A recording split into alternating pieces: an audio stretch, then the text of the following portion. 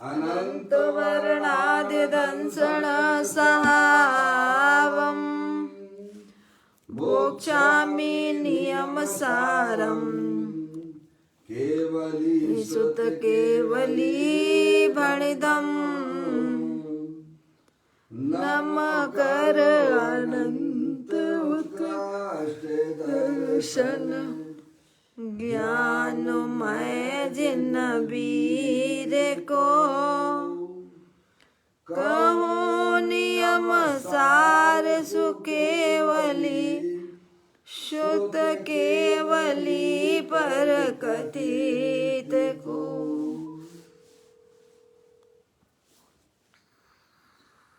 श्री नियमसार जी नामक परम अध्यात्म ग्रंथ स्वाध्याय हेतु में विराजमान है। आज से 2000 वर्ष पहले इस महान पवित्र ग्रंथ की रचना आचार्य श्री कुंद कुंद देव द्वारा The person you're calling is not answering. Please try later. और इसके टीकाकार पदम प्रमलधारी देव मुनराज हैं। ग्रंथ का नाम श्री नियम सार जी है। नियम से करने योग्य कार्य अपनी आत्मा में सम्यक दर्शन, सम्यक ज्ञान, सम्यक चारित्र रूपी निर्मल पर्याय, पवित्र पर्याय, मोक्ष मार्ग रूपी पर्याय को प्रकट करना, क्योंकि वह पर्याय स्वयं सुख स्वरूप है और अनंत सुख का कारण भी है। अनादि काल से हमारे आपके आत्मा में पर को अपना जानने वाली, पर को अपना मानने वाली, पर के साथ संबंध रखने वाली ऐसी मोह राग देश रूपी मलिन पर्याय, अपवित्र रूप पर्याय प्रकट है, जो स्वयं दुख स्वरूप है और अनंत दुख का कारण भी है। ऐसी मोह राग देश रूपी मलिन पर्याय का अपनी आत्मा में से उस पर्याय का अभाव करना और सम्यक दर्शन ज्ञान चारित्र रूपी निर्मल पर्याय, पवित्र पर्याय, मोक्ष मार्ग रूपी पर्याय को प्रकट करना। ऐसे कार्य की प्राप्ति जिनवाणी माता के माध्यम से अपने आत्मा के स्वरूप को पहचानना, अपनी जो आत्म वस्तु है वह परद्रव, प्रभाव और पर्याय से भी भिन्न अखंड ज्ञान ज्योति स्वरूप है। ऐसे गायक प्रभु परमात्मा का माँ जनवाणी माता के द्वारा परिचय करके तत्पश्चात शरीर रागादिक ये सब कर्मकृत वस्तुएं हैं, इनका हमारे आत्मा के साथ में किसी भी प्रकार का कोई संबंध नहीं है। इस प्रकार समस्त पर पदार्थों में अपने संबंध की वृत्ति को छोड़ते हुए अंदर जो अखंड ज्ञान ज्योति स्वरूप भगवान आत्मा है, जो कि सिद्धि की सामर्थ्य वाला है, ऐसे ज्ञायक प्रभु परमात्मा में अपनापन स्थापित करना, उसे ही निज रूप से जानना और उसमें ही अपनी वर्तमान पर्याय को मग्न कराना, उसे ही अरिहंत परमात्मा ने धर्म कहा है। उसकी चर्चा आचार्य भगवंतों ने एक एक गाथा और उसकी टीका और कलश के माध्यम से हमें अपनी आत्मा के स्वरूप को यहाँ समझाया है। देखिएगा यहाँ पर श्री नियम साहजी नामक परम आध्यात्मिक ग्रंथ का स्वाध्याय हम आप सब कर रहे हैं। यहाँ पर नियम साहजी का 6वां अधिकार चल रहा है, जिसका नाम है निश्चय प्रत्याख्यान अधिकार, जिसकी 100 नंबर की गाथा में आचार्य कुंदकुंद देव ने यह कहा था कि मेरे ज्ञान में है आत्मा, मेरे दर्शन में है आत्मा, मेरे चारित्र में है आत्मा, मेरे प्रत्याख्यान में है आत्मा, मेरे संवर में है आत्मा, मेरे योग यानी शुद्ध उपयोग में है आत्मा। उसी बात को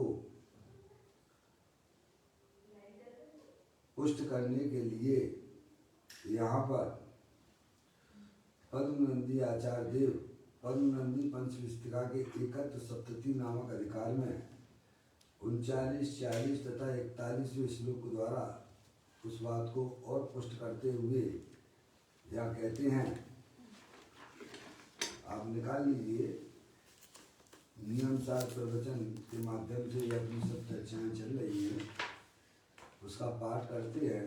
जो 3 गाथाएं श्लोक उन्होंने बताए हैं, वही एक मेरे लिए परम ज्ञान चारित, पावन दर्शन तप वही निर्मल परम पवित्र, सतपुरुषों के लिए वह एकमात्र संयोग, मंगल उत्तम शरण नमस्कार देयो।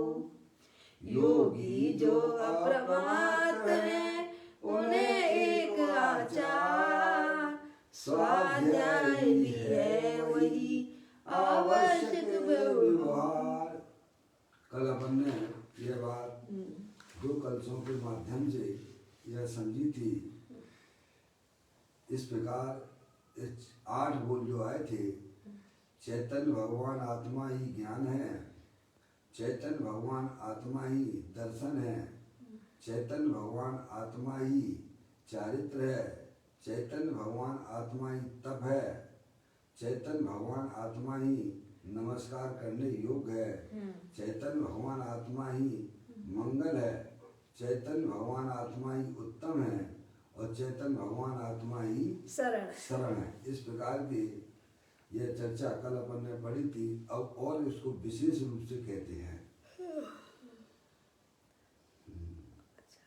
अप्रमत्त योगी को वही एक आचार है, वही एक आवश्यक क्रिया है और वही एक स्वाध्याय है। यानी ज्ञान स्वरूप की दृष्टि करके उसमें लीन होने वाले अप्रमत्त योगी को वही एक आचार है। अप्रमत्त योगियों को, अप्रमत्त योगी यानी जिन्होंने अपने ज्ञायक प्रभु परमात्मा की दृष्टि की है और उसमें ही अपनी पर्याय को लीन करते हैं, उन्हें कहते हैं अप्रमत्त योगी। समझ में आया? अप्रमत्त योगी कौन है? जिन्होंने अपनी वर्तमान ज्ञान की पर्याय को अपने ज्ञायक प्रभु परमात्मा के साथ में जोड़ दिया है। योगी है ना, योग है। क्या किया है? अप्रमत्त योगी ने, मुनराज की बात है, ठीक है, जिन्होंने अपनी वर्तमान ज्ञान की पर्याय को अंदर जो अखंड ज्ञान ज्योति स्वरूप जो भगवान आत्मा है उसमें अपनी परिणति को जोड़ दिया है, वह कहलाता है योगी। और निरंतर उसी में अपनी पर्याय को लीन करता है, उसे कहते हैं अप्रमत्त योगी। समझ में आएगा भाई? कहते हैं अप्रमत्त योगी को वही एक आचार है और वही एक आवश्यक क्रिया है और वही एक स्वाध्याय है। अभी 3 नंबर का चल रहा है ना, 3 नंबर का कलश है ना। ज्ञान स्वरूप की दृष्टि करके उसी में लीन होने वाले अप्रमत्त योगी को वही एक आचार है। चैतन्य में जो स्थिर हुआ है, ऐसे अप्रमत्त योगी को आत्मा ही एक आचार है। ठीक है, ये अप्रमत्त योगी को आत्मा ही एक आचार है। मुनियों को पंच महाव्रत आदि तो व्यवहार से आचार है। 28 मूल के जो परिणाम स्वभाव है वो व्यवहार से, समझे, वह व्यवहार से आचार है। और निश्चय आचार क्या है? अपना त्रिकालिक ध्रुव भगवान आत्मा, उसमें अपनी पर्याय को रमण कराना, वह वास्तविक आचार है। और 28 मूल गुण जो है उनका जो स्वभाव है उसे व्यवहार से आचार कहा जाता है। मुनियों को महाव्रत आदि तो व्यवहार से आचार होगा नहीं, वास्तव में चैतन्य में लीनता ही एक आचार है। ज्ञानाचार, दर्शनाचार, चारित्राचार, तपाचार और वीर्याचार के भेद तो व्यवहार से हैं। समझ नहीं आप? ये भेद जो है, ज्ञानाचार है, दर्शनाचार है, चारित्राचार है, तपाचार है, वीर्याचार के भेद तो व्यवहार से है। तो भेद हो गया ना, समझ नहीं आप? ये भेद से बात की है। निश्चय से तो चैतन्य में आचरण करना, वह निश्चय आशा एक अभेद वस्तु, समझ नहीं आप? है तो भेद जो किए गए हैं वह वास्तव में व्यवहार है। जहाँ भेद हो गया, अभेद का भेद कर दिया, वह व्यवहार कहलाता है। और वो व्यवहार जो होता है वह व्यवहार नय का विषय हो जाता है। जो पर्याय है ना, भेद किए ना, अभेद में भेद किए तो वह व्यवहार नय का विषय हो जाता है। और निश्चय का विषय जो है अपना त्रिकालिक ध्रुव भगवान आत्मा, जो एक रूप रहने वाला है। समझ गए? तो कहते हैं ज्ञानाचार, दर्शनाचार, चारित्राचार, तपाचार, वीर्याचार के भेद हो गए ना, तो व्यवहार से है। चैतन्य में लीन होने पर उसमें सभी आचार आ जाते हैं। समझ नहीं आप? सब उसमें गर्भित हो गया। जो आपके भेद वाले, एक अपना जो त्रिकालिक ध्रुव भगवान आत्मा है, जहाँ जीव ने अंतर्मुखी उपयोग के द्वारा अपने ज्ञाय प्रभु परमात्मा की दृष्टि की है और उसमें ही अपनी पर्याय को स्थिर करते हैं, वह वास्तव में निश्चय से आचार है। और वे जो है 5 प्रकार के जो आचार बताए गए हैं वे उसमें गर्भित हो जाते हैं। चैतन्य में लीन होने पर उसमें सभी आचार आ जाते हैं। चैतन्य में पंचाचार पालने की वृत्ति उठे, वह भी निश्चय से अनाचार है। देखिएगा, थोड़ा सुनने में अटपटा लगता है। स्वभाव तो जो है वो तो बहुत दूर की बात रह गई, वो तो अनाचार है ही आत्मा के लिए एक प्रकार से, है नहीं? 28 मूल गुण पालने का परिणाम वह तो भाई साहब, जहाँ भेद को भी अनाचार कहा जा रहा है, वहाँ स्वभाव तो थोड़ा दूर रह गया। समझ में आया? वो जब स्वभावों, जहाँ भेद को भी अनाचार शब्द से ज्ञानियों ने उसे बताया है। एक अपनी आत्मा में आचरण करना वह आचार है, और ऐसे 5 भेद करना वह अनाचार है। तो स्वभाव को क्या कहोगे आप? समझ गए ना? थोड़ा ऐसी वस्तु को समझना चाहिए। कहते हैं चैतन्य में पंचाचार पालने की वृत्ति उठे, पंचाचार पालने की वृत्ति उठे यानी विकल्प उठे, वह भी निश्चय से अनाचार है। ज्ञान मूर्ति आत्मा में वीतरागी लीनता होना ही आचार है। समझे? निर्विकल्प वस्तु जो है, चैतन्य वस्तु है, उसमें बस अभेद रूप से निर्विकल्प परिणति, वीतराग परिणति, उसे ही ज्ञानियों ने आचार कहा है। और भेद जो विकल्प हुए 5 जो है, उसको भी ज्ञानी जीव है अरिहंत परमात्मा अनाचार कहते हैं। तो स्वभाव तो अनाचार हो ही गए ना, समझेंगे आप? तो कहते हैं ज्ञान मूर्ति आत्मा में वीतरागी लीनता होना ही आचार है, तथा चैतन्य स्वरूपी आत्मा ही एक आवश्यक क्रिया है। गुरुदेव श्री बहुत कहते थे 6 आवश्यक नहीं, एक ही आवश्यक है। समझ में आया? 6 आवश्यक तो अनाचार है। लोहे फोन आ रहा है इनका, समझे? 6 जो आवश्यक है वे अनाचार है। और आचार क्या है? अपने त्रिकालीन ध्रुव भगवान आत्मा में भ्रमण करना, वह निश्चय से आचार है। तो कहते हैं चैतन्य स्वरूपी आत्मा ही एक आवश्यक क्रिया है। आत्मा में स्थिर, आत्मा में स्थिर होना ही निश्चय से आवश्यक क्रिया है। क्या है? अपनी आत्मा में अपनी पर्याय स्थिर होवे, उसी को आवश्यक क्रिया कहते हैं। आवश्यक करने योग्य, आवश्यक का मतलब क्या है? करने योग्य, अवश्य करने योग्य। देखिए अब यह 6 प्रकार के 6 प्रकार की बात आती है। सामायिक, जो आपके 6 आवश्यक है ना मुनराज के, मुनराज के 6 आवश्यक है ना, उनकी बात आती है। 28 मूल गुणों में आते हैं 6 आवश्यक।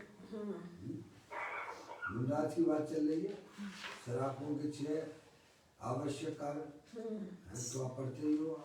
देव पूजा, गुरु उपासना, देव पूजा, गुरु उपासना, स्वाध्याय, स्वाध्याय, संयम, संयम, तप और दान। ये शराबों की है, समझे?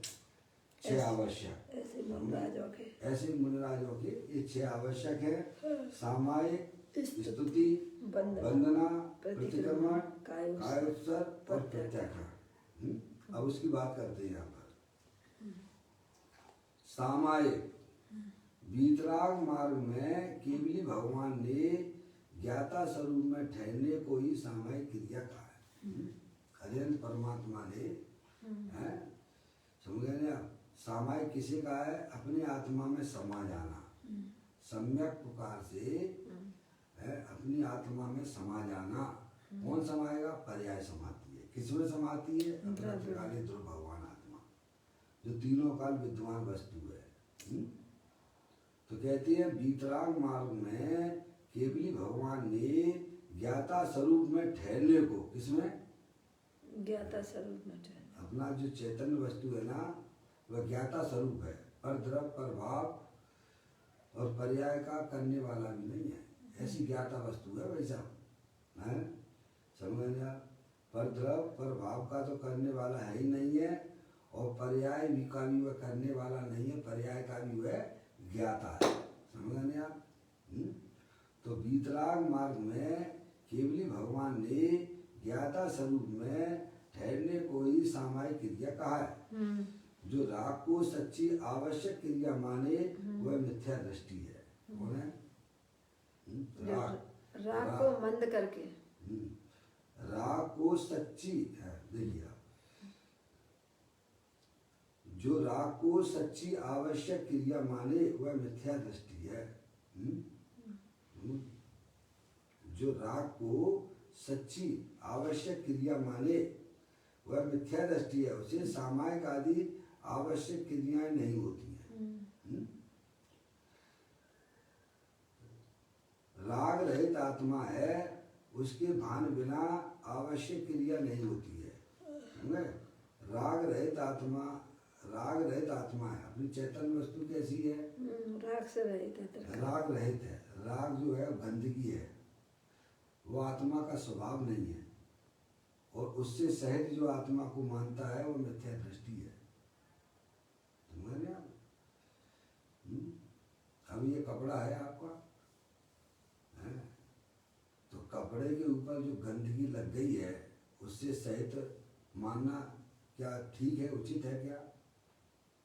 क्या गंदगी रूप जो है कपड़ा आपका परिणमित हो गया है? क्या हो गया है तो कभी फिर निकलेगा ही नहीं। ऐसे ही अपने आत्मा में जो भी शुभाशुभ रूप परिणाम होते हैं वे आत्मा की एक प्रकार से गंदगी है।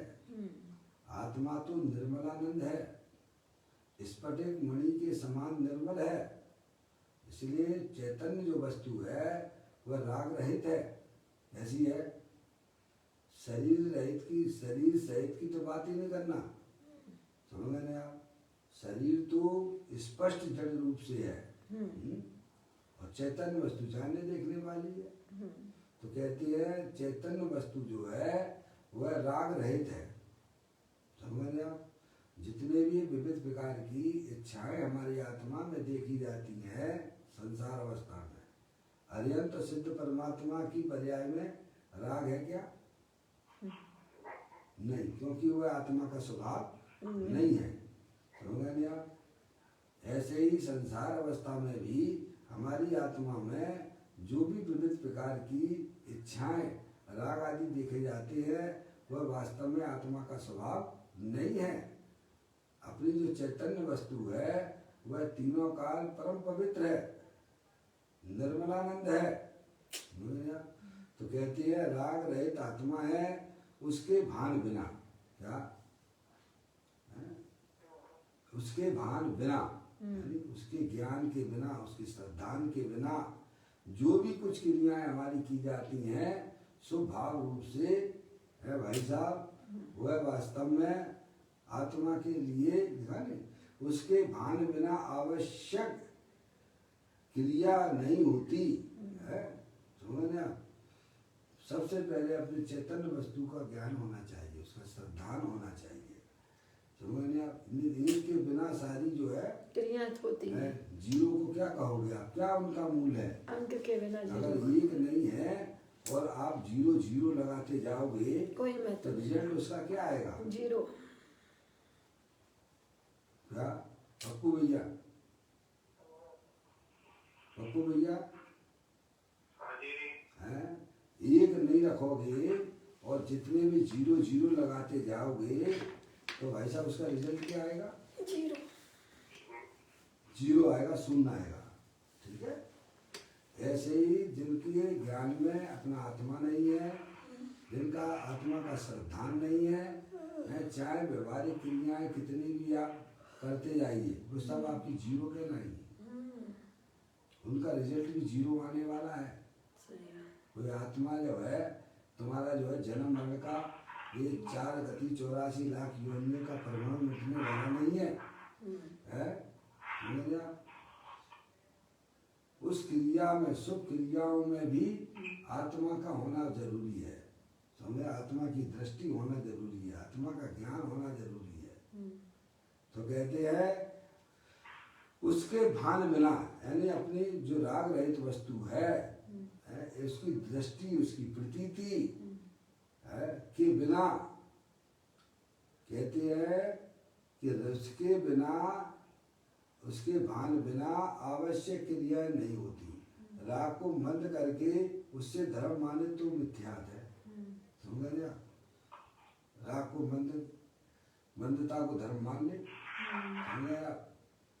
पापियों को तो कोई जो है, पाप करने वालों को तो कोई धर्म कहता ही नहीं है। यहाँ तो उनको बताया जा रहा है जो बाहर की क्रियाएं करते हैं, कसाई की मंदता उनकी हो जाती है, होती है, लेकिन उसको धर्म मान लेने से हमारा कल्याण हो जाएगा तो बहुत बड़ी भूल है। क्योंकि कल्याण अगर करना है तो अपने आत्मा को जानना ही चाहिए। क्योंकि किसका कल्याण करना है आपको? तो आत्म वस्तु को, आत्मा को जानो ना। आप आत्मा हो ना, अपना कल्याण करना है ना, आप यानी आत्मा। तो कहती है राग को मंद करके उससे धर्म माने तो मिथ्यात है। यानी सामायिक किसे कहना? अनंत परमात्मा ने सामायिक किसे कही है? ये अपना जो चैतन्य वस्तु उसमें अपनी पर्याय को लीन करना, उसका नाम सामायिक है।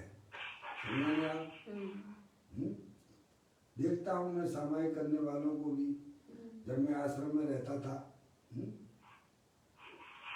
भोपाल में, तो वहाँ तो सभी तरह के लोग आते हैं ना, सातवीं प्रतिमाधारी भी आ जाते हैं। आश्रम है ना, त्यागी व्रती। कुछ तो सामायिक ऐसा ही मान लेते हैं, पाठ आठ पढ़ लिया हो गए भी ये सामायिक है। आज भी चलन यही चल रहा है, मंदिर में जाके पाठ आठ पढ़ लिया है भाई साहब, तो समझ लेते कि हमने सामायिक होगी हमारी, सब कहाँ से आ रहे हैं, सामायिक करके आ रहे हैं। समझ, इसका नाम सामायिक नहीं है। क्या वह स्वभाव तो हो सकता है, समझ में, लेकिन सामायिक नहीं होगी। कुछ ऐसे है सामायिक के नाम पर बैठ जाते हैं और कैसा में जो है बिल्कुल एकदम जो है पहले सीधे बैठेंगे और जो है इतने झुक जाते हैं कि उनके जो है सिर जो है पैरों पे लग जाता है, उन्हें पता ही नहीं पड़ पाता है। पूछे हमारी सामायिक हो गई। आत्मा के ज्ञान और श्रद्धान के बिना किसी भी जीव को सामायिक नहीं हो सकती है, किसी को भी ध्यान नहीं हो सकता है, समझ गया। इसीलिए पहले अपनी पर्याय में आत्म जागृति करना हमारे लिए अत्यंत जरूरी है, समझ गए आप। आत्मा के ज्ञान और श्रद्धान के बिना कोई भी जीवों को ध्यान नहीं हो सकता है। ध्यान किसका करना है भाई साहब? भाई साहब अब आत्मा का ज्ञान ही नहीं है, सबसे पहले जे स्वरूप समझे बिना पावे तो खनन।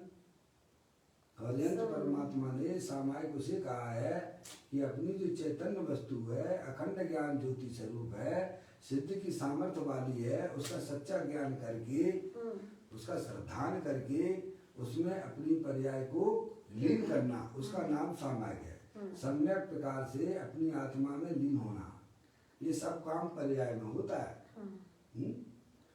तो इसको ये पहली बात आ गई, सामायिक की बात आ गई। अब आती स्तुति की बात, से आवश्यक की बात चल रही है ना, स्तुति की। स्तुति किसे कहना?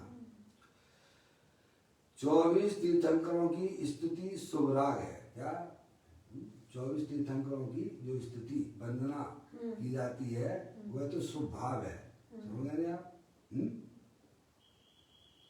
24 तीर्थंकरों की स्तुति शुभराग है। वास्तव में आत्मा ही सम्यक दर्शन ज्ञान चारित्र रूप तीर्थ का आधार है। अपनी चैतन्य वस्तु है, अरे आप वास्तव में आत्मा ही सम्यक दर्शन ज्ञान चारित्र रूप तीर्थ का आधार है। सम्यक दर्शन ज्ञान चारित्र रूपी निर्मल पर्याय का आधार कौन? कि अपना त्रिकाल, अपना त्रिकाल भगवान है, जिससे तिरा जाए उसे ही तीर्थ, उसे तीर्थ कहते हैं। तीर्थ किसे कहना? जिससे तिरा हम कल्याण समृद्ध शिखर जी की यात्रा कराए, समझ में आए? तेरा काय का आप बोलते भी हो समृद्ध शिखर की यात्रा बंदे भाव सहित बंदे जो कोई ताए नरक पशुगत नहीं, नरक पशुगत नहीं हो। एक बार बंदे, एक बार जिसने बंधन कर ली तो उसे नरक और पशुगति नहीं होगी, समझ गए वैसा? ऐसा कहते हैं भाव सहित बंदे, समझ गए ना। तो भाव सहित तो पहले ही आप जाते हो, तीर्थों में जाते हो, भावन से तो जाते हैं। कितनी बातें करते हुए चढ़ते हो आप पहाड़ पर, कितने गंदे लोगों को स्पर्श करते हुए चढ़ते हो आप, और न दिन का विवेक न रात का विवेक। कितने जीवों की कैसन विराधना होती है बताइए आप। रात में आप अपनी यात्रा प्रारंभ करते हो 2 बजे, 2:30 बजे, 3 बजे, समझ में आया? जबकि ये कहा गया उजाले में जाइए आप। सही बात तो ये है कि भाई साहब दिन होता है अंतर्मूर्तवाद, सूर्य का उदय होने पर अंतर्मूर्तवाद दिन होता है, और रात होती है सूर्य अस्त के 48 मिनट पहले अगर रात हो जाती है। ये दिन और रात का ऐसा है, ऐसा विभाजन किया गया है। सूर्य उदय के अंतर्मूर्त बाद ऐसा दिन चालू होता है, और सूर्य अस्त के अंतर्मूर्त पहले का समय, उसके बाद वह रात्रि चालू हो जाती है। ये दोनों काम ये गलत दो है। विभाजन इस प्रकार से किए गए दिन और रात के, समझ गए ना आप। हमारे बहुत से भाई बहन हैं, भाई साहब रात्रि में भोजन नहीं करते हैं, और फिर भी जो है सूर्य अस्त तो हो ही जाता है, फिर भी कैसा में खाते पीते हैं, समझ गए। तो ऐसा नहीं माना जाएगा आपका। ये सब प्रक्रिया इस प्रकार की है, गलत है। और क्रियाओं में भी हमको विवेक नहीं है, समझ गए।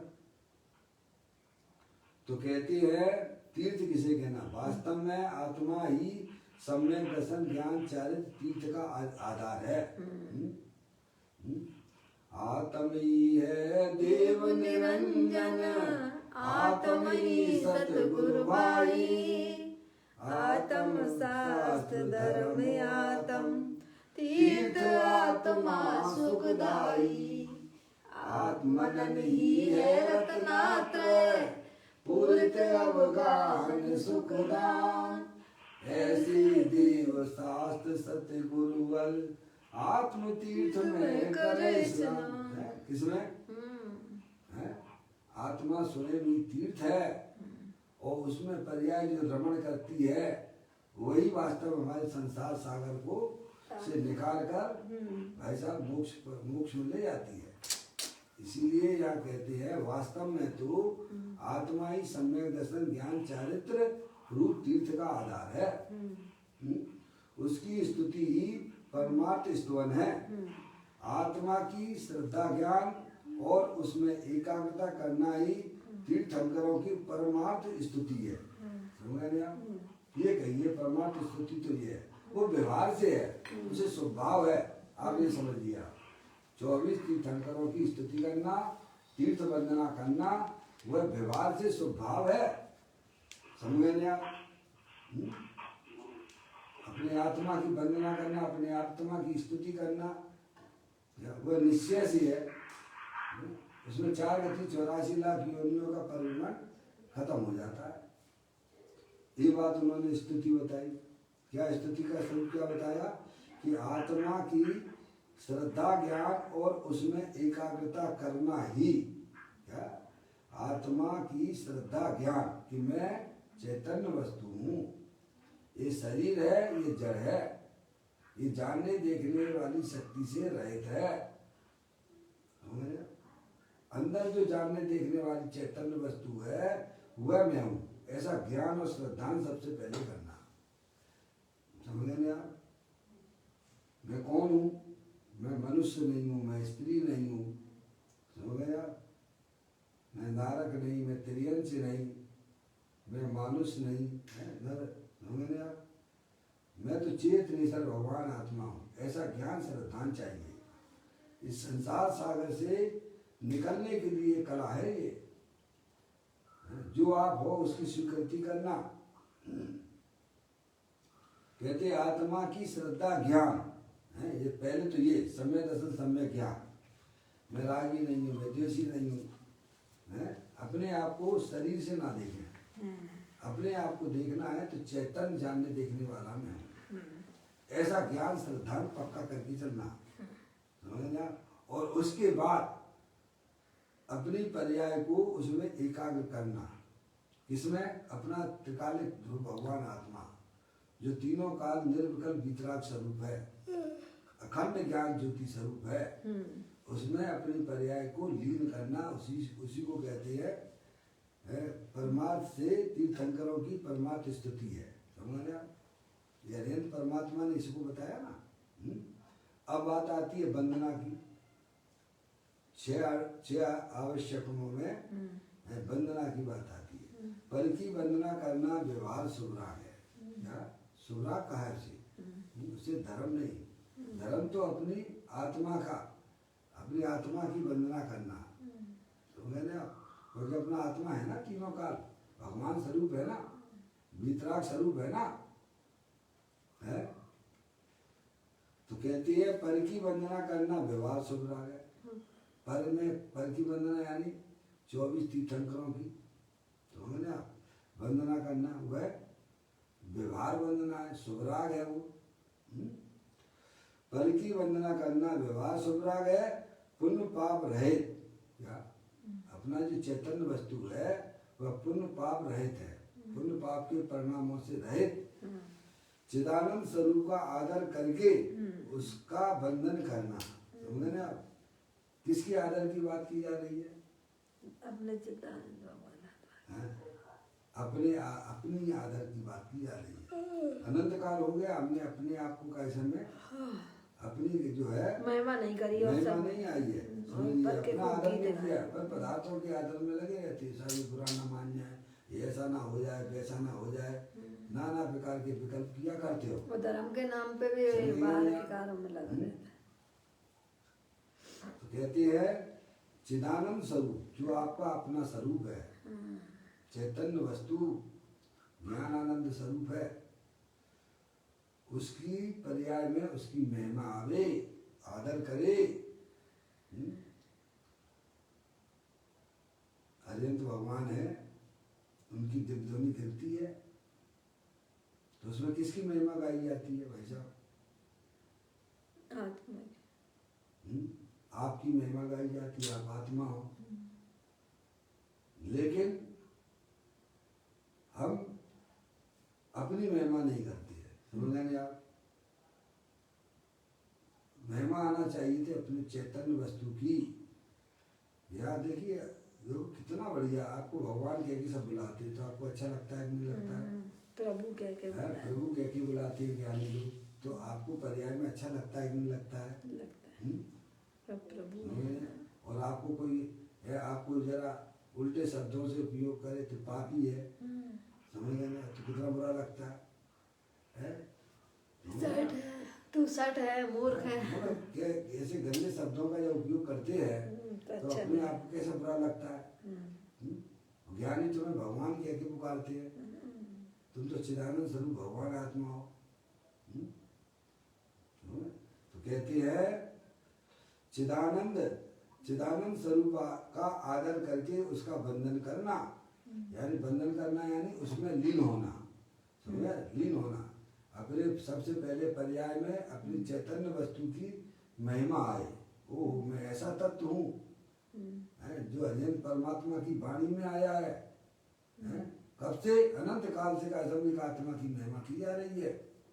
मुझे तो इन बातों की खबर ही नहीं थी। तो पहले पर्याय में अपनी चैतन्य वस्तु की ऐसा महिमा आए। महिमा जब आएगी जब आप जिनवाणी माता के द्वारा अपनी शक्तियों को आप पहचानेंगे। आप समझ गए? आप आत्म प्रसिद्धि नाम का ग्रंथ है ना, पूज्य गुरुदेव श्री ने, उसमें 47 शक्तियों का विवेचन किया। आप उन्हें पढ़िए, आप ऐसे साहित्य को पढ़िए तो देखिए आपकी पर्याय में महिमा आएगी कि नहीं आएगी। गंदे गंदे चित्र देखोगे, गंदे गंदे का समय जो साहित्य को पढ़ोगे तो क्या ही महिमा आएगी? अपने आत्मा की शक्तियों को आप समझिए, आप तो पर्याय में आप ऑटोमेटिक आपको महिमा आने लग जाएगी। गलत साहित्य पढ़ते हो, गलत चित्रों को देखते हो, लगे रहते हो मोबाइलों में, भाई साहब बताइए आप कैसे महिमा आएगी?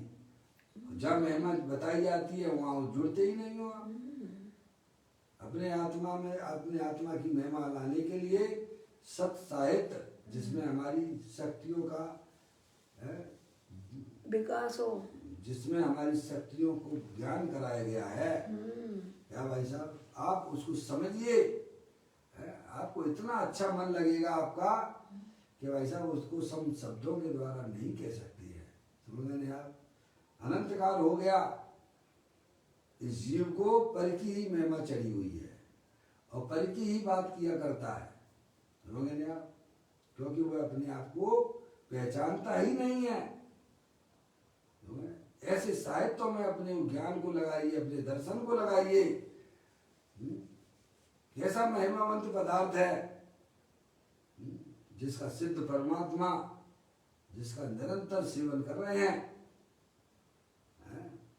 वो चैतन्य वस्तु हमारे पास में है या नहीं, ये बोलिए आप। है।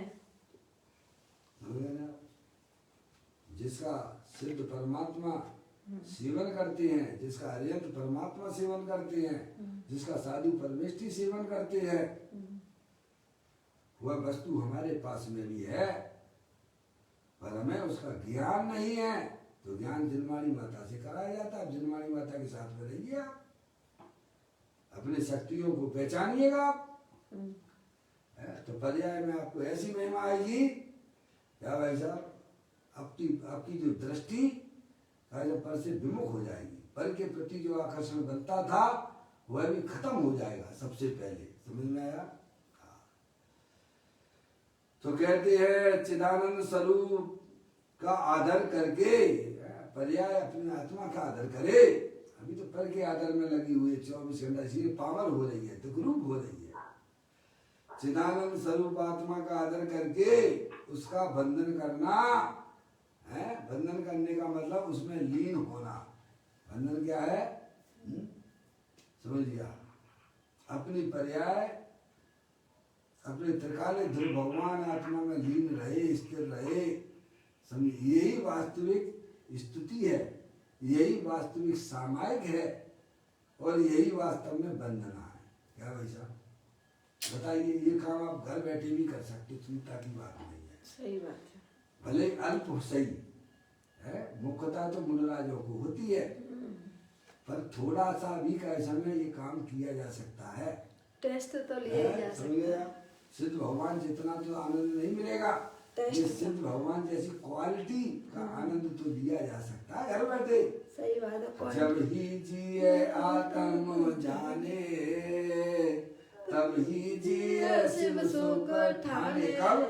जब जीव ऐसा जानता है कि अरे भाई मैं तो चेतन सर भगवान आत्मा हूँ, ज्ञानानंद मूर्ति हूँ, ऐसी स्वीकृति महात्मा पर्याय में सिद्ध भगवान जितना नहीं, भगवान जैसा है।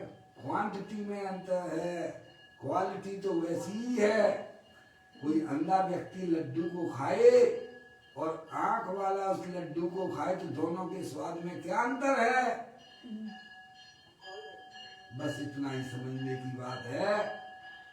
आप चिदानंद स्वरूप भगवान आत्मा हो, शरीर को खुद भी नहीं पता, समझ गए? वो तो जड़ है, अनंत उद्गल परमाणुओं का पिंड है और इसके अंदर जो वस्तु चैतन्य वस्तु है, जो भीतराग आनंद स्वरूप है, सुख शांति का भंडार है, समझ में आया? उसकी स्वीकृति मात्र से पर्याय में भाई साहब निराकुलता की उत्पत्ति होती है। ये मनुष्य पर्याय भाई साहब ऐसे ही घूमने फिरने के लिए, सब नया साल आ गया, नया साल आ गया है, तुम कालातीत हो है? इन कालों के चक्कर में ना पड़ना। नया साल आया है तो नया काल करो ना। अनादि काल से जो तुमने काम नहीं किया उसको क्या हुआ? कहते हैं नरभाव मिला मैं करूंगा। अपनी आत्मा में भाई साहब नई पर्याय उत्पन्न करना अपूर्व काल है। ऐसे तो काल बहुत आए और आके चले गए, पर हमारी पर्याय में क्या हो रहा है?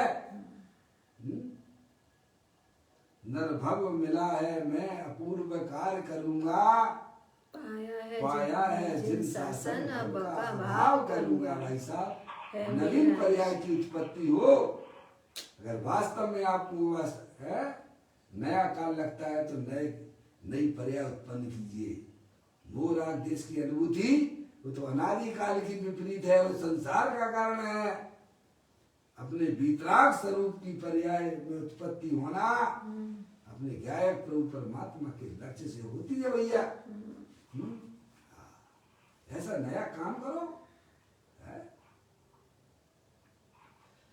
कहते हैं पुण्य पाप रहे चिदानंद स्वरूप का आदर करके उसका वंदन करना, यानी उसमें लीन होना, वंदना है, वही आवश्यक क्रिया है। ये है आत्मा का आवश्यक कार्य। क्या? अब अपना ये अपना कार्य तो करते नहीं हो, दूसरे के कार्य को अपना कार्य माने बैठे हुए हो। समझ में आया? पर का लक्ष्य करके शुभाशुभ काम हुए, समझ में आया? उसको मानते हो आप धर्म, यानी कहते वो धर्म ही नहीं है। समझ गए? तो कहते उसी को आवश्यक क्रिया कही है। किसने कही है? अरिहंत परमात्मा ने कही है, आचार्य परमेष्टि ने कही है। समझ गए? पंच परमेष्टि ने ये आवश्यक कार्य बताया है। समझ गए नहीं आप? क्या देखिएगा, कर्तव्य नाम की शक्ति आती, कर्तृत्व नाम की भी शक्ति है ना आपकी आत्मा में। 42वें नंबर की शक्ति है कर्तृत्व नाम की शक्ति। किसे कहा है? निर्मल दशाओं को करे आत्मा का कर्म है। क्या है? आवश्यक कार्य क्या है? अपनी पर्याय में सम्यक दर्शन ज्ञान चारित्र रूपी निर्मल पर्यायों की उत्पत्ति होना है, वह आत्मा की आवश्यक क्रिया है, वह आत्मा का कर्तव्य है। ये कर्तव्य नहीं है कि भाई साहब आप क्या करें भाई साहब है। दुकानदारी करना हमारा कर्तव्य है, भगवान की पूजा करना, समझ गए आप। एक तरफ पुण्य है, एक तरफ पाप है, ये आत्मा का कर्तव्य नहीं है, समझ गए आप। वहाँ पे बहुत सुंदर बात जो है आचार्य गुनगुन देव ने प्रवचन सार के 94 नंबर की गाथा में लिखी है।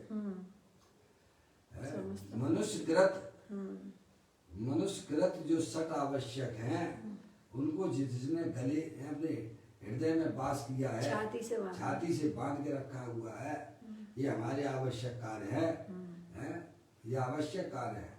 मनुष्यकृत ये क्या है? मनुष्यकृत है ये षट आवश्यक। आत्मा का तो एक ही कार्य है, निर्मल दशाओं को करे आत्मा का धर्म है, कर्म है। अब इसमें करने में आपको क्या जाता है, आपका बताइए आप। जो है वही को तो स्वीकृति के लिए कह रहे हैं, जो है तो कहीं है।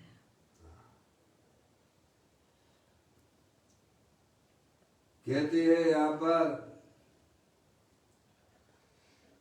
चिदानंद स्वरूप का आदर करके आपको अपने आदर की बात की जा रही है। उसका बंधन करना यानी उसमें अपनी पर्याय को लीन करना, वही वास्तव में आवश्यक क्रिया है। षट आवश्यक नहीं, एक ही आवश्यक है कि अपने त्रिकालिक ध्रुव भगवान आत्मा को अपनी पर्याय में पर्याय को लीन करना। देखो अब यहाँ बात करते हैं प्रतिक्रमण की। 4 नंबर है प्रतिक्रमण का। चैतन्य में लीन होने पर क्या होता है? चैतन्य में लीन होने पर पुण्य पाप का प्रतिक्रमण हो जाता है। देखिए कितना बढ़िया बात है।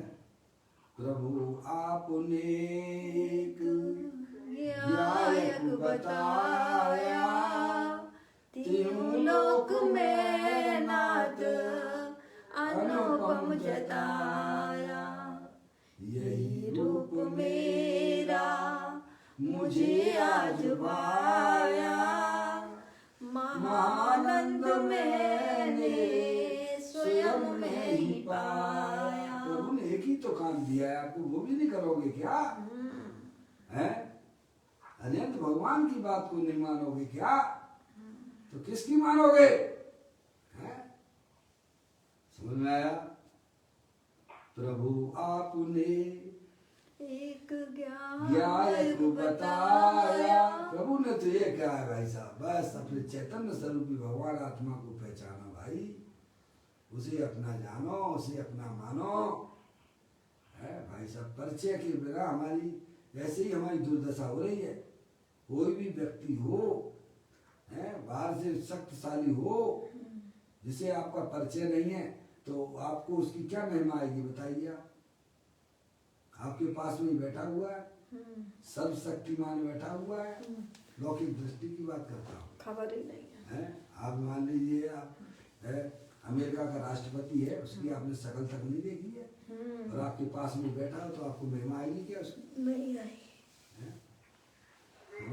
तो जैसे ही आपको मालूम पड़ जाए कि तो भाई साहब अमेरिका का राष्ट्रपति है, आपको ज्ञान हो गया, परिचय हो गया, समझ गया, तो आप उसके साथ फोटो खिंचाने लग जाते हो फटाक से। परिचय प्रीति, तो परिचय के बिना प्रीति नहीं, किसी भी व्यक्ति को प्रीति नहीं होती है, और प्रीति के बिना समर्पण नहीं होता है। इसीलिए सबसे पहले माँ देवानी माता के द्वारा अपने आत्म स्वरूप का परिचय करना, समझ गया? जब आपको अपने आत्म स्वरूप का परिचय होगा, तब आपको स्वयं में भी अपने आत्मा के प्रति कैसे प्रेम हो जाएगा। प्रीति जो प्रेम हम पर पदार्थों पर लुटाया करते हैं, जो हमारे संसार का कारण होता है? प्रेम करने योग्य प्रेम करो। ज्ञानी कहते प्रेम खूब करो, पर किससे करो? जो तुम्हारे प्रेम के काबिल हो उससे करो। पर पदार्थ तुम्हारे प्रेम के काबिल नहीं है। पर पदार्थ कितना भी है भाई साहब ऊंचा हो, लेकिन वो तुम्हारे प्रेम के काबिल नहीं हो सकता है। प्रेम के काबिल तो तुम्हारा आत्मा है, उससे जिस जीव ने प्रेम कर लिया, उससे पर पदार्थों के प्रति सारा जो आकर्षण होता था वो खत्म हो जाता है। समझ में आप? मौजी जिसे अपने आत्मा के प्रति प्रेम जागृत हो गया है हृदय में, ज्ञान की पर्याय में, अब वह पर्याय भले ही पुरुषार्थ की कमजोरी से इधर उधर चली भी जाती है, समय दृष्टि जीव है, अभी बहुत छोटी भूमिका है, समझे? लेकिन वह जानता है कि सब बेकार के धंधे हैं। समझ में आया? ऐसी गजब गजब की बातें हैं भाई साहब। ये मनुष्य पर्याय तो एक अपने आत्मा की परिचय में लगा दीजिए। अनंत काल हो गया इस आत्मा को भाई साहब, ये समागम तत्व की बातें मिलना भी बहुत दुर्लभ है। आप देखिए हमारे जैसे कैसे कितने जीव है, त्रियंच गति में देखिए, मनुष्य में देखिए, लाखों करोड़ों खरबों अरबों रुपया इकट्ठा हो उनके पास में, लेकिन पर्याय में इतनी बेचैनी है क्या भाई साहब? क्योंकि उसमें पर का लक्ष्य बरत रहा है, उसमें अपनी आत्मा का ज्ञान नहीं है, उसमें अपनी आत्मा का श्रद्धा नहीं है। अरे अपनी आत्मा का ज्ञान श्रद्धा हो जाने पर ही भाई साहब जो अनंत दुख पर्याय में होते थे वे तत्काल विनय को प्राप्त हो जाते हैं। ऐसी चैतन्य वस्तु हमारे आप सबके पास में है, सबकी पल्ली लाल लाल बिना कोई नहीं, पर गांठ खोल देखी नहीं भाई साहब। कभी भगवान के पास ये करो, आप पूजा भक्ति करते हो, उसका कहीं कोई निषेध नहीं है, लेकिन अपने काम छोड़ के दूसरे के काम करना ये बिल्कुल भी गवारा नहीं होता है। सबसे पहले अपना काम कीजिए। क्या कीजिए भाई साहब? फिर बाकी बात तुम्हारे पास टाइम है तो दूसरों का भी करो, कोई मना नहीं है, लेकिन अपना काम छोड़ के दूसरे के कार्य में लग जाना यह आत्मा के लिए शोभा नहीं है भैया। कहते हैं चैतन्य में लीन होने पर प्रतिक्रमण की बात चलती है। चैतन्य में लीन होने पर पुण्य पाप का प्रतिक्रमण हो जाता है, सहज हो जाता भाई साहब। चैतन्य वस्तु का ज्ञान कीजिए आप। मेरी चैतन्य वस्तु तीनों काल शरीर आदि पर पदार्थों से भिन्न है भाई। अंदर में होने वाले रागादिक परिणाम जो कि क्षण भंगुर तत्व है, उनसे भी मेरी चैतन्य वस्तु तीनों काल भिन्न है। ऐसी दृष्टि और ऐसा ज्ञान जिस जीव की पर्याय में हो गया, समझ लीजिए उसने जो है अपनी आत्मा की कहानी उसने लिख ली है। अब संसार सागर से वह विदा हो गया। समझ में आया? ज्यादा दिन टिकने वाला नहीं है। ज्ञान को तक प्रगटो रूप अनंत सुसोना, जे पर्याय को अंत सत्य कर्मानी, चले बनारसी दास फिर नहीं आना। क्या भाई साहब? अगर संसार सागर से आपको भाई साहब निजात पाना हो, ज्ञान को तक का हाथ में ले, अपनी आत्मा की पर्याय में आनंद की प्राप्ति चाहिए, तो भाई साहब आपको अपनी आत्मा को जानना चाहिए। सही बात है। अपने आत्मा के ज्ञान और श्रद्धा के बिना जिंदगी बर्बाद है। सही बात है भाई साहब। खाना पीना ये हमारा धंधा नहीं है भैया, पर द्रव्यों के पीछे भागना ये मेरा काम नहीं है। मैं तो चेतन वस्तु हूँ, सिद्ध भगवान जैसी वस्तु हूँ मैं। ऐसा ज्ञान श्रद्धा सबसे पहले पक्का चाहिए। कहते हैं चैतन्य में लीन होने पर पुण्य पाप का प्रतिक्रमण हो जाता है, अतः परमात्मा से आत्मा ही प्रतिक्रमण है। समझ रहे आप? पुण्य पाप से रहित है ना अपनी चैतन्य वस्तु, वो आत्मा ही प्रतिक्रमण है। प्रतिक्रमण का शुभ विकल्प तो राग है। क्या है? जो आप प्रतिक्रमण करते हो ना, अपने दोषों की निंदा करा करते हो ना भाई साहब, वो तो शुभ भाव है। समझ में आया? वो कोई धर्म नहीं है। प्रतिक्रमण का शुभ विकल्प तो राग है और वह परमार्थ प्रतिक्रमण नहीं है। अब बात करते हैं पांचवी आवश्यक में पांचवा आया कायोत्सर्ग की बात। पुण्य पाप रूपी काया की उपेक्षा करके, क्या पुण्य पाप रूपी काया की उपेक्षा करके चैतन्य काया में लीन होना, स्थिर होकर जम जाना ही परमार्थ कायोत्सर्ग है।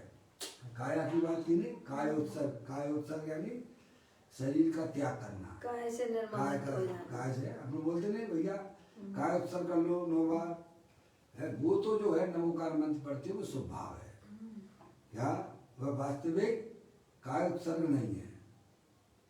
फिर क्या शुभाशुभ भाव से रहित जो अपनी चैतन्य वस्तु है वो हमारी श्रद्धा और ज्ञान है, श्रद्धा और ज्ञान में जो है आई है कायसम में, और उसमें लीन होना वही बात चैतन्य काया है ना।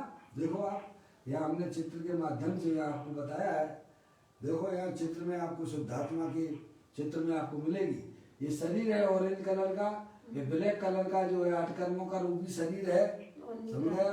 और ये शुभाशुभ भाव है, ये जो है प्रकार के हैं, ये जो है भाव ये भाव कर्म रूपी शरीर, 3 शरीर है देखिएगा, और अंदर जो है चैतन्य काया है। मौसी ये जो शुद्धात्मा का जो आइकॉन लगा है ना आपके सामने, तो इसमें जो है ये ऑरेंज कलर का जो है ये शरीर रूपी काया है, जड़ है, और आत्मा के साथ में 8 कर्मों का संयोग भी अनादि से है, समझेगा।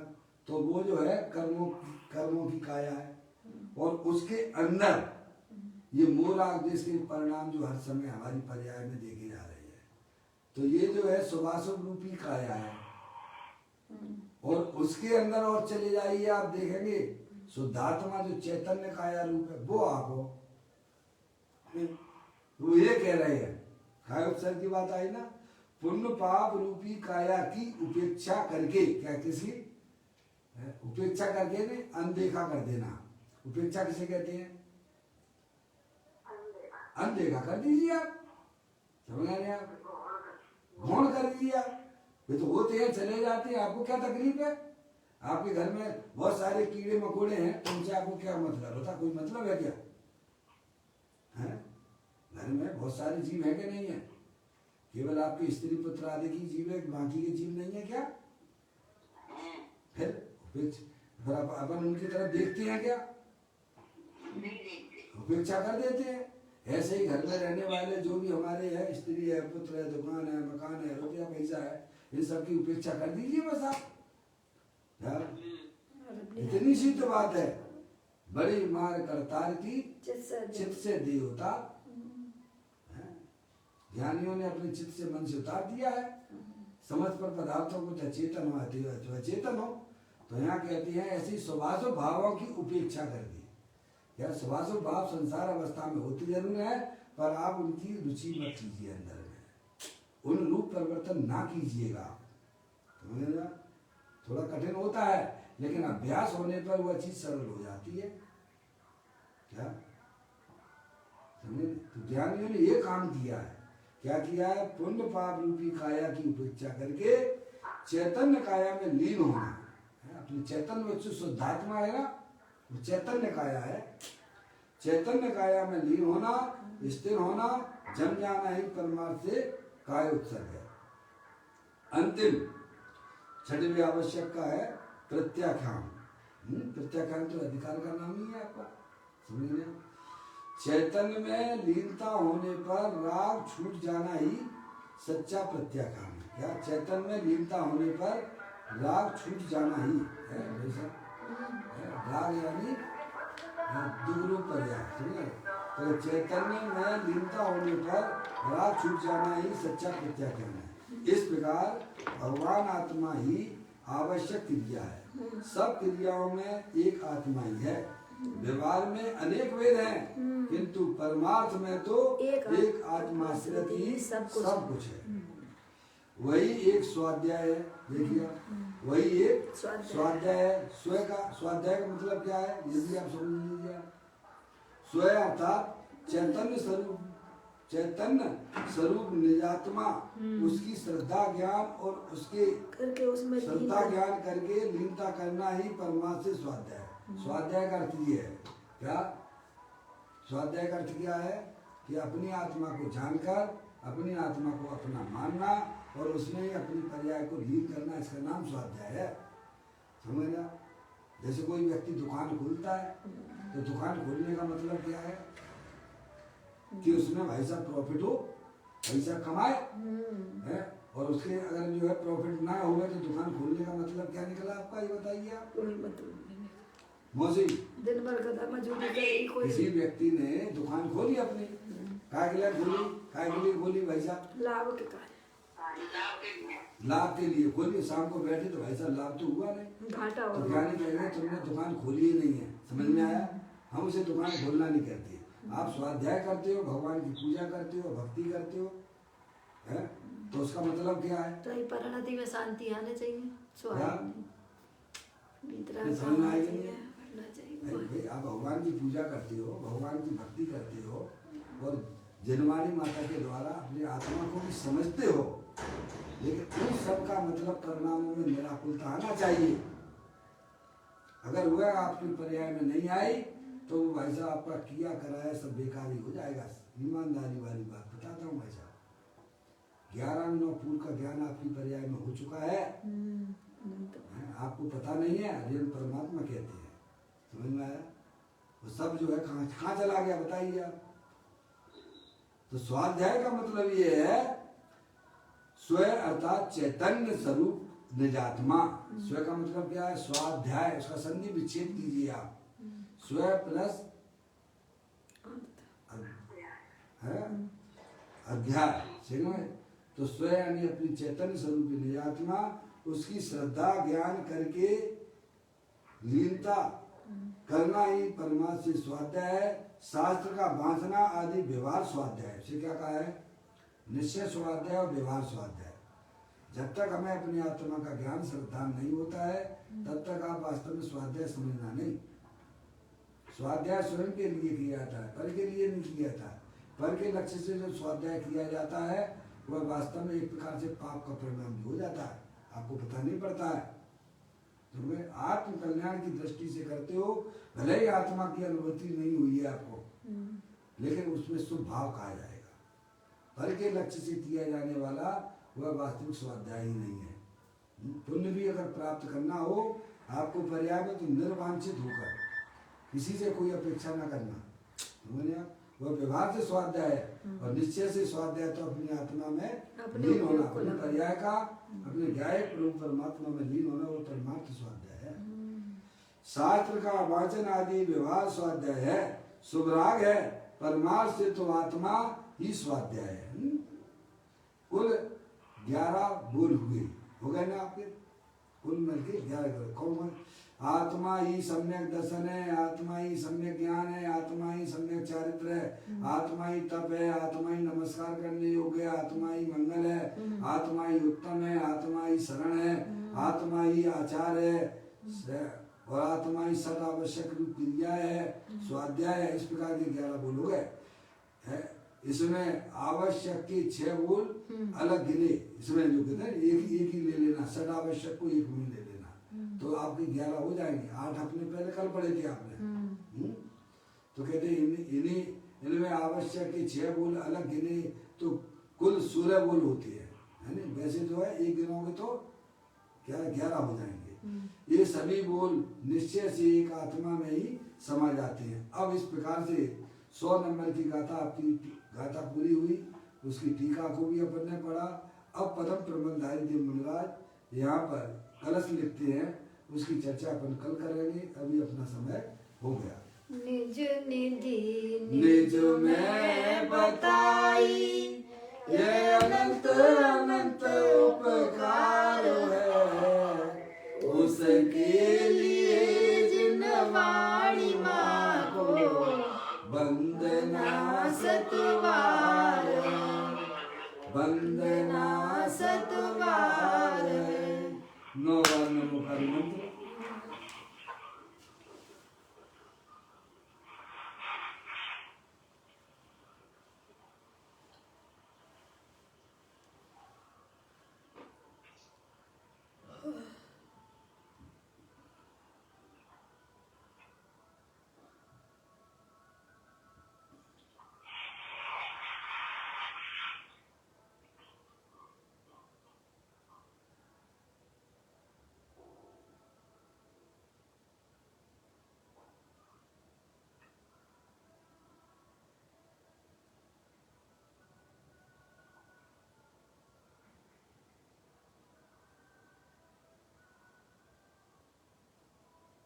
बोलो द्वासांग जनवाणी माता की जय। महान जैन धर्म की जय। सभी साधक